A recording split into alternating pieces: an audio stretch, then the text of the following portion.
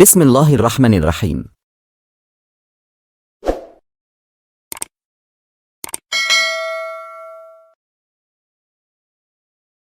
مال کی کثرت اور اسراف۔ نبی پاک نے ذکر کیا کہ لوگ دولت جمع کریں گے اور اسراف کریں گے، اپنی دولت اور عیش و عشرت کی نمائش کریں گے۔ جنگیں اور تنازعات۔ متعدد جنگوں اور تنازعات کا ذکر قیامت کے قریب ہونے کی علامت کے طور پر کیا گیا ہے۔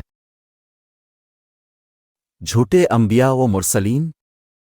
جھوٹے نبیوں اور نبوت کے دعوے داروں کا ظہور قریب آنے والے وقتوں کی نشانی ہوگی۔ خاندانی اور سماجی ڈھانچے کی خرابی۔ خاندانی رشتوں اور سماجی ڈھانچے کا ٹوٹ جانا، جس سے والدین اور بزرگوں کی نافرمانی اور بے عزتی ہوتی ہے، کو آخری زمانے کی علامت کے طور پر ذکر کیا جاتا ہے۔ یہ نوٹ کرنا ضروری ہے کہ ان علامات کی تشریح اور تفہیم کے لیے اسلامی تعلیمات اور اسکالرشپ کی صحیح سمجھ کی ضرورت ہے۔